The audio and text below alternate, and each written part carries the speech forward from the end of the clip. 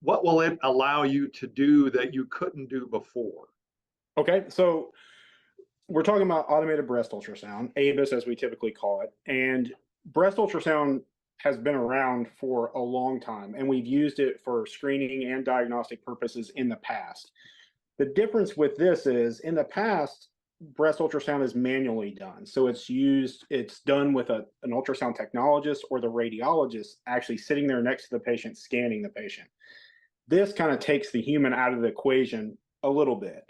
So the automated breast ultrasound, basically you have an ultrasound technologist that brings a patient into a room.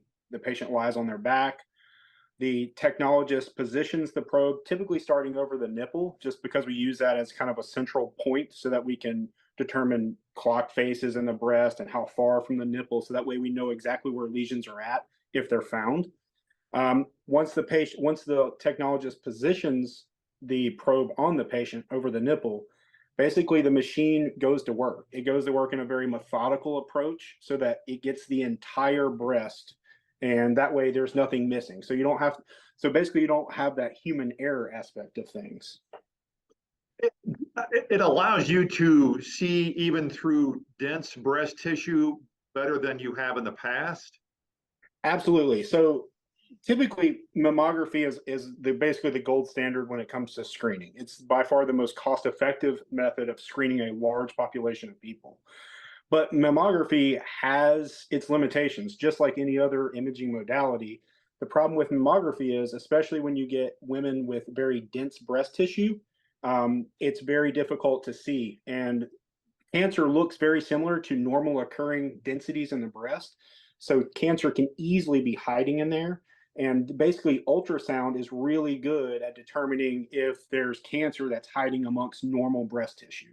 So using the two together, we can really get a good idea of what the breast looks like and see if there's something hiding there. So there's no doubt here that this could save even more lives than, and I'm not using the right term, the old mammography way of doing things. Oh, absolutely. I think this is just another tool in our toolbox to help us screen women and to catch breast cancer early in the process if it's there. There's multiple articles out there on ABUS on breast ultrasound. One of the articles that I've recently read talked about catching, I think it's roughly 2 per 1,000 extra cancers. So I mean that's significant when you think about the number of women that are screened.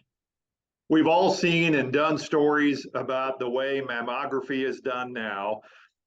Is this less painful, so to speak, to the patient that gets one of these? Yeah, I think so. Obviously, I've never had one of them done myself, but just kind of being in the room and observing them, I've never heard patients really complain about it. Now, there is a little bit of pressure application with putting the probe down, but it's tolerable. I've never heard patients complain. Obviously, with mammography, you hear horror stories about it, but nothing so far from this.